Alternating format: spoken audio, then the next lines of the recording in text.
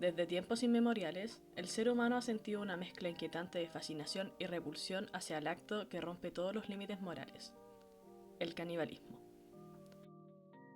Historias de supervivencia extrema, rituales ancestrales y mentes perturbadas han mantenido el tema vivo tanto en la cultura popular como en el imaginario colectivo. ¿Qué lleva a una persona a consumir carne humana? ¿Es una respuesta desesperada? ¿O existe algo más profundo que lo permite, o justifica, o incluso lo desea? Bienvenidos a Hablando con la Itsu. Hoy vamos a adentrarnos en uno de los temas más oscuros y complejos de la naturaleza humana, el canibalismo. La verdad es un tema que a mí me gusta bastante, un tema del que yo he investigado, un tema del que yo veo documentales, leo foros, leo información, porque la verdad es un tema que a mí me gusta. Y yo creo que a muchos de ustedes igual, por eso están en este capítulo. ¿Qué es el canibalismo? Este es el acto en el que un ser humano consume la carne de otro ser humano. En el mundo animal esta práctica es como relativamente común. Más que nada esta práctica se ve en insectos, peces y reptiles y puede ser una estrategia evolutiva para las mismas especies. Pero en la especie humana esta acción ha sido históricamente vista como una de las mayores transgresiones. Existen distintas categorías de canibalismo humano, de las cuales tenemos tres: el canibalismo ritual, que es practicado en algunas culturas como parte de ceremonias espirituales religiosas, por ejemplo en homenaje a muertos o para adquirir supuestos poderes, entre comillas. Tenemos también el canibalismo de supervivencia, que es cuando una persona o grupo enfrentado a una condición extrema como inanición o aislamiento total recurre al consumo de cadáveres como último recurso para mantenerse con vida. Y por último tenemos el canibalismo patológico, vinculado a trastornos mentales profundos, impulsos psicosexuales o criminales. Aquí el canibalismo es producto de mentes perturbadas que ven a la carne humana como algo más que un alimento, como objeto de deseo, control o incluso como objetos de poder. En la mayoría de las culturas, el canibalismo es un tabú absoluto, provoca repulsión, horror y miedo porque toca la fibra más profunda, que es la dignidad humana, la integridad del cuerpo y la identidad. En el cine y la literatura este acto ha sido visto como un símbolo de locura o depravación. Esto también lo podemos ver desde El silencio de los inocentes hasta historias de los zombies, porque recordemos que los zombies son caníbales que consumen carne humana. Yo creo que todos cuando pequeños le tuvimos quizás miedo a los zombies porque te daba miedo que llegara y te mordiera y te sacara un pedazo, y siento que eso es lo que nos perturba más que nada.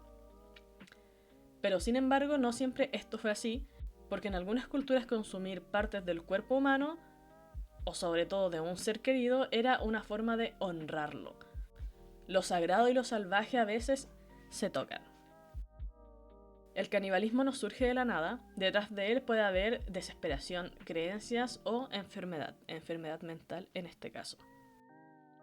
Les voy a contar unos casos de supervivencia extrema que tienen que ver como con el canibalismo. El primero y más conocido es el caso del avión uruguayo que se estrelló en los Andes en 1972, conocido como el caso de los Andes, la Sociedad de la Nieve. Sacaron una película hace unos años atrás, la cual hizo furor, que siento que nada, o sea, más que mostrar la historia fue como para que la gente festinara con ello. Yo nunca voy a olvidar que la gente quería hacer cumpleaños de la Sociedad de la Nieve. ¿Qué le pasa a la gente? Al final, la gente es mucho más retorcida que la misma persona, que las mismas personas que consumieron carne humana en este caso. Bueno, como todos saben, los sobrevivientes de este avión, sin comida ni agua a la vista, tomaron la decisión brutal, pero necesaria, de comerse los cuerpos de sus compañeros fallecidos e incluso familiares, porque recordemos que iban familias también, o sea, familiares de los chicos. Este acto les salvó la vida, pero cuando fueron rescatados enfrentaron no solo el trauma psicológico de haberse comido a sus compañeros, sino también el juicio moral del mundo. Lo cual, yo no justifico el canibalismo, pero siento que cuando es necesario de vida extrema está completamente bien si es lo último que tienes para sobrevivir. Voy a traer las palabras que dije en el capítulo anterior. La gente suele hablar, pero no hacer nada. Yo siento que las personas que critican con juicio moral a los chicos a los chicos uruguayos de este accidente de los Andes son capaces de hacer cosas peores, quizás, que ellos mismos, porque al final la gente más perturbada es la que más habla moralmente y al final son las peores personas. La gente que se cree buena siempre es la peor persona que puede existir en este mundo. Trayéndoles otro caso, tenemos el caso de Jamestown, Virginia, de el 1609, el llamado tiempo de hambruna. ¿Qué pasó aquí? Los colonos ingleses recurrieron al canibalismo. Se hallaron restos óseos de una adolescente con marcas de corte. Bueno, esta práctica fue real. Los colonos, bueno, que la verdad, wow, qué sorpresa. A mí no me sorprende porque los colonos lo único que hacían era matar, violar y robar. Así que sinceramente no me sorprende. Igual el tiempo de hambruna de Jamestown es primera vez que yo lo escucho investigando para este podcast. Y como dije, no me llama la atención porque son colonos. O sea, bueno, gente de mierda que solo va a matar y violar. Pero lo que sí me llamó la atención es que esta información fue silenciada por muchos, muchos años. Por muchos siglos, por decirlo en realidad. Ni años, fueron siglos. Y después sí dieron la información. Ellos se comieron el cuerpo de una chica, de una adolescente. Y la encontraron con... O sea, encontraron su cadáver con marcas de que había sido brutalmente cortada. Así que igual es brígido lo que puede llegar la mente humana. Yo entiendo que había hambruna, pero este caso lo veo diferente al chico de los Andes. Siento que los Andes estaba bien porque ellos no tenían nada más que hacer, era una condición extrema, pero los colonos no. O sea, lo único que hacen es hacer el mal y aparte, weón, vienen y hacen lo peor que hacer el mal, que es comerse a una persona, a una adolescente. La gente está perturbada desde tiempos inmemoriales, gente. ¿Qué quieren que les diga? Qué atroz. Y de último les voy a contar de la expedición al Ártico, donde los exploradores atrapados sin alimento recurrieron a sus compañeros muertos para sobrevivir. Este caso es parecido al de los chicos de los Andes, porque también comieron a sus compañeros para sobrevivir. También fueron atacados con mucho juicio moral sobre personas también de mierda que según yo hacen cosas peores. Pero bueno, esos son 3 casos de supervivencia extremas, digámoslo, que les traigo. Y ahora les voy a hablar sobre temas culturales o religiosos relacionados al canibalismo. Por ejemplo, tenemos la tribu Fore de Papúa Nueva Guinea. De verdad, no sé si se pronuncia así, perdón, yo soy pésima pronunciando weas.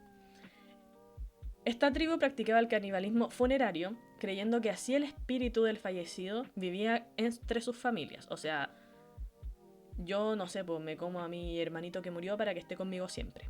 Que siento que es como lo que comúnmente piensan los caníbales hoy en día, de los cuales vamos a hablar más adelante. Sin embargo, esta práctica que hacía esta tribu provocó una epidemia, la llamada enfermedad Kuru, que es similar como a las vacas locas, que le provocaba a la gente temblores, risas incontrolables hasta la muerte. Pero recordamos que el Kuru no dio en realidad por comer la carne humana, sino que esta tribu lo que hacía era como no desperdiciar nada. No me acuerdo si era no desperdiciar nada o simplemente se comían el cerebro. Pero tú al comerte el cerebro de otro ser humano te provoca esto. O sea, te provoca la enfermedad Kuru y te lleva a la muerte porque te estás comiendo el cerebro de otra persona. Así que pues, si ustedes quieren practicar el canibalismo en algún momento, es broma, recuerden no comerse el cerebro. Por otra parte tenemos a los aztecas, que realizaban sacrificios humanos y en ocasiones consumían partes de los cuerpos de las víctimas como forma de comunión espiritual. Lo cual también podemos ver en varias películas de aztecas, así que no es nuevo, pero igual se puede ver a través de los años cómo se ha vivido el canibalismo en ciertas culturas, religiones. En religiones me llama la atención porque como les dije al principio del capítulo, yo igual siento que deben haber un montón de sectas hoy en día vigentes que deben practicarlo, pero no lo sabemos porque como ocultan la información por siglos, por años, ¿cómo vamos a llegar a esa información?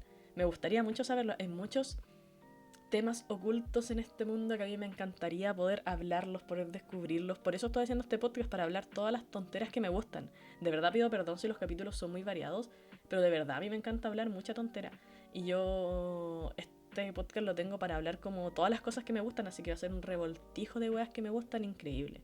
Así que muchas gracias a las personas que me sigan y que escuchen este podcast, los comentarios siempre son bienvenidos. También vemos el canibalismo en enfermedades mentales o parafilias.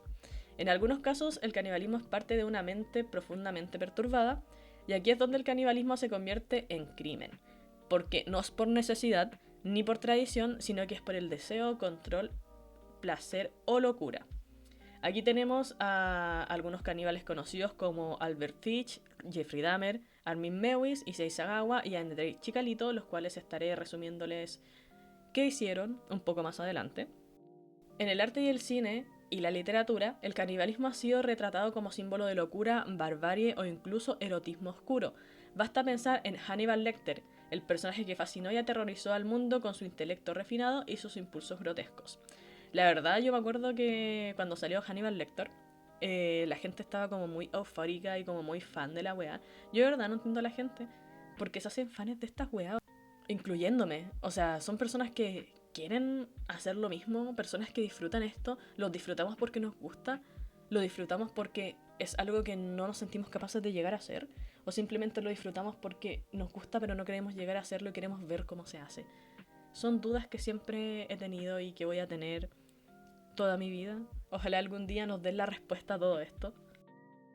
Les voy a contar ahora sí los casos reales de canibalismo de los 5 personajes que les conté arriba, comenzando por Albert Fitch, que es conocido como el vampiro de Brooklyn. Fue un asesino caníbal de a principios del siglo XX. No solo mataba, sino que también escribía cartas detallando sus actos y se las mandaba a las familias de las víctimas. O sea, era un weón, un loco culiado. Este sujeto decía recibir órdenes divinas, pero en realidad sufría de múltiples trastornos mentales y, bueno, de verdad, la salud mental es muy importante, lo hablamos en el capítulo pasado. Si ustedes tienen la oportunidad de hacerlo, bueno, háganlo. Bueno, todos tenemos la oportunidad de hacerlo gratis, así que háganlo, pero si tienen plata para hacerlo mejor, bueno, no piensen, no lo duden en gastar plata en su salud mental para que no terminen como estos locos culiados. Por otra parte tenemos al famoso, conocido, que tiene un fandom culiado increíblemente grande, Jeffrey Dahmer, conocido como el carnicero de Milwaukee.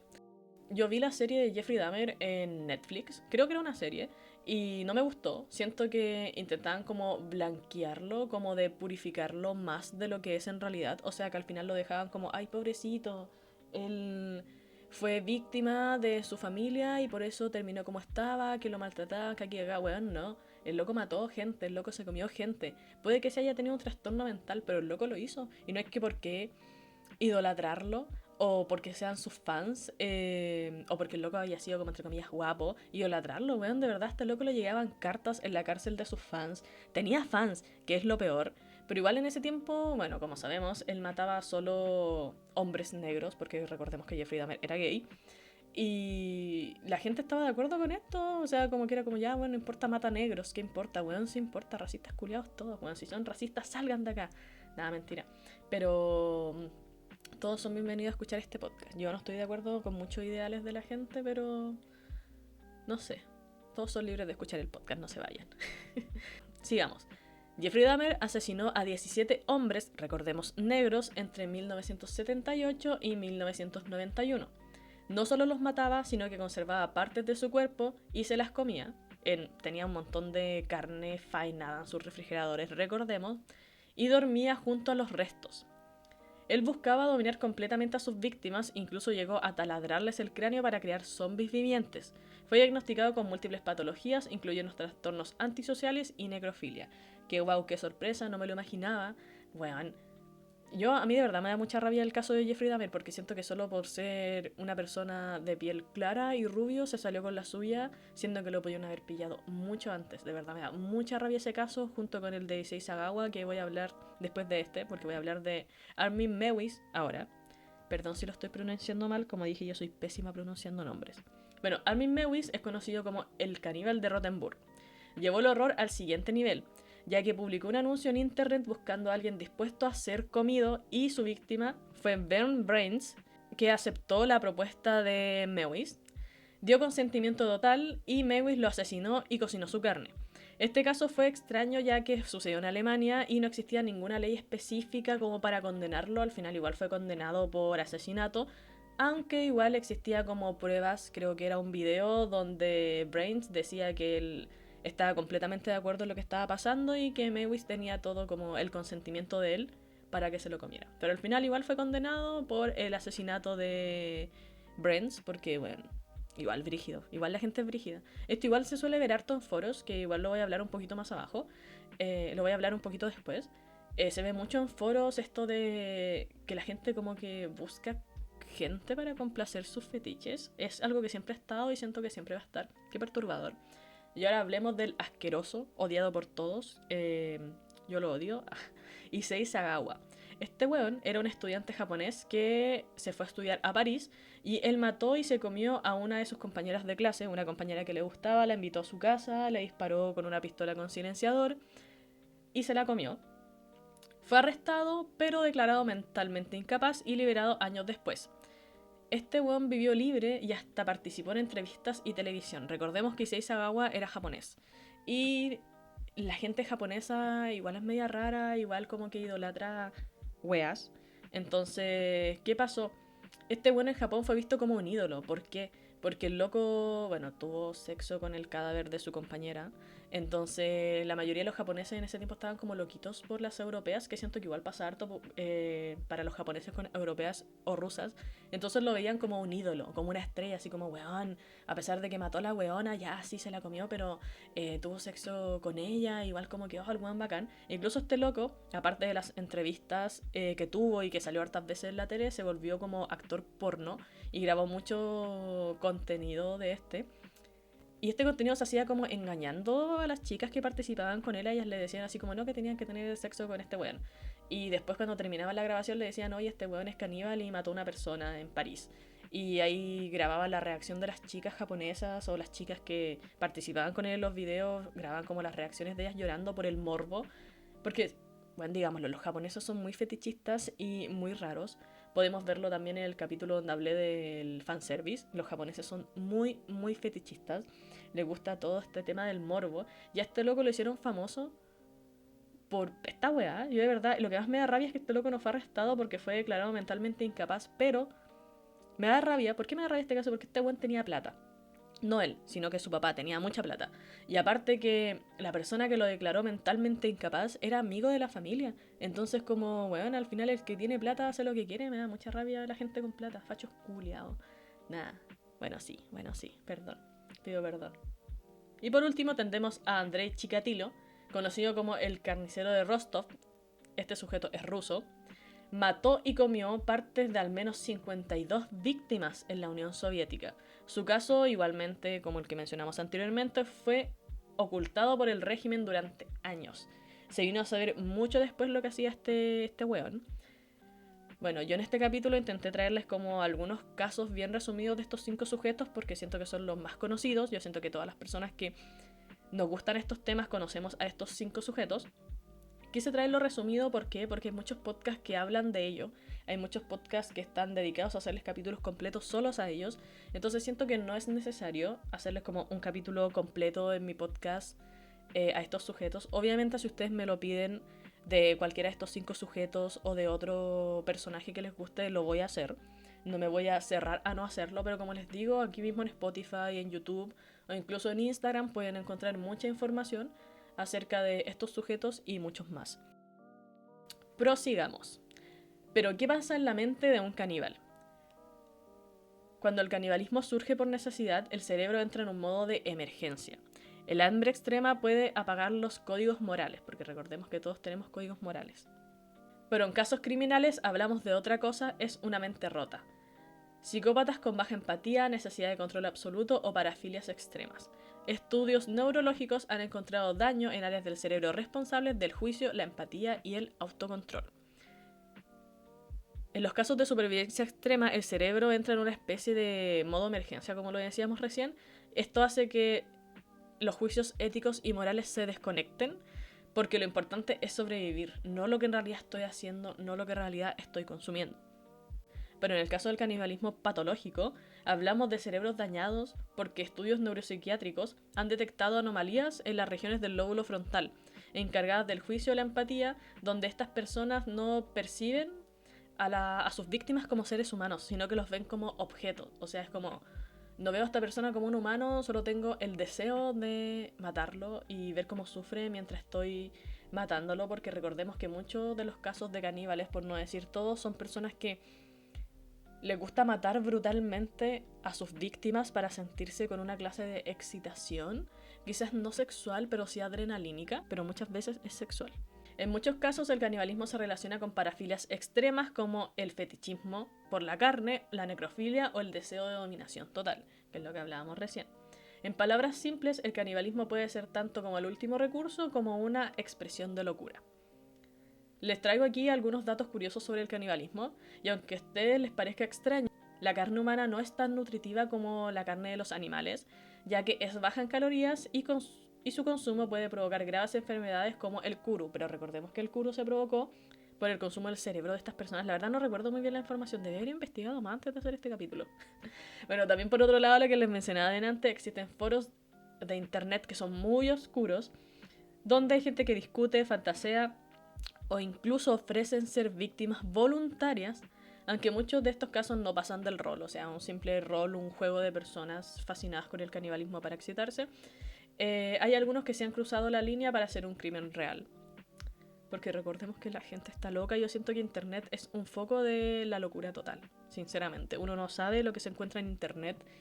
En internet está todo. Hay muchos casos de asesinos, casos sin resolver y están en internet toda la información, todas las fotos. Es perturbante como todo está en la palma de nuestra mano solo por tener un teléfono. En el arte contemporáneo, el artista Oliver cocinó y comió parte de su propio tejido muscular como performance. Nadie lo arrestó porque no rompió ninguna ley. Bueno, la verdad, el caso de Oliver a mí me recuerda mucho al caso de una japonesa que pasó hace muchos años, no me acuerdo hace cuánto, pero me acuerdo que en ese tiempo Twitter se llamaba Twitter y no se llamaba X. Me acuerdo que yo seguía a esta chica japonesa, pero yo nunca le presté atención a su perfil, hasta que de repente una página de anime en Instagram publicó así como la japonesa que se está comiendo a sí misma. Y como que publicaron el perfil de la chica que yo seguía, y yo quedé como, ¿qué? Entonces yo fui a Twitter, me metí al perfil de esta chica y claro, pues esta chica se cortaba como pedazos de carne, ya fuera de sus muslos o de sus brazos, o incluso de su estómago, como asemejando las tiritas de tocino. Y esta chica las cocinaba. O sea, ponía una sartén y se grababa cocinando los pedacitos de carne. Y claro, esto no es ilegal porque te estás comiendo a ti mismo. O sea, no hay una ley que te prohíba comerte algún pedazo de ti mismo. Pero igual esto perturbó a mucha gente. Yo creo que fue por el hecho de lo brutal que es ver el video de una chica consumiendo pedazos de sí misma en internet. Y la chica decía como, ay, qué rico, ay, sí, me gusta. Entonces, al final, ¿qué tan perturbado puede llegar a ser el ser humano? Al final, este Twitter lo eliminaron, obviamente. Yo me acuerdo que se lo iba a mostrar a mi hermana y lo eliminaron. Así que no pudimos ver más, pero yo creo que igual en internet en algún foro debe estar toda esta información y debe haber mucho más, porque de verdad la gente guarda todo, la gente es muy loca. Yo creo que en el fondo del internet, más allá de la deep web, deben haber cosas mucho más perturbadoras que esto. Pero ¿existe el canibalismo hoy en día? Sí, aunque igual es muy raro y siempre ilegal, comparado con los casos que hablamos recién de Oliver y la japonesa de Twitter, que como se dice, no es ilegal comerte a ti mismo, pero a la vez igual es algo brutal que lo estés subiendo a internet para que la gente lo vea. Quizás para tener vistas, quizás para ponerlo como un símbolo de arte, pero igual es brutal. Cada tanto un caso sacude a los medios y nos recuerda que este tabú ancestral vive en las sombras. Recordemos que en internet aún existen personas que fantasean con ello, lo que plantea dilemas éticos, médicos y legales, porque recordemos que tú no podéis llegar y cortarte una pierna porque sí, tiene que verlo un doctor. Pero dudo que un doctor quiera venir a cortarte una pierna porque te la quieres comer, siento que sería poco ético de parte de un profesional de la salud. El canibalismo incomoda porque nos recuerda nuestros límites, nos obliga a enfrentar lo peor que el ser humano puede hacer. Cuando la desesperación, la cultura o la locura rompen los cimientos de lo que considerábamos civilizado. Entender el canibalismo no es justificarlo, es tratar de comprender hasta dónde puede llegar el ser humano, ya sea por hambre o por oscuridad. Gracias por escuchar este nuevo capítulo de Hablando con la Itsu. La verdad, para mí es un gusto tenerlos nuevamente aquí. Si te gustó, recuerda compartir el capítulo con tus conocidos, amigos que les guste el tema. Recuerda seguirme en redes sociales Hablando con la Itsu, en Spotify, YouTube e Instagram. Estoy respondiendo comentarios. Recuerda que puedes dejarme temas que te interesen, que pueda hablar en los siguientes episodios. Y nos vemos en el siguiente capítulo la próxima semana. Chao, chao.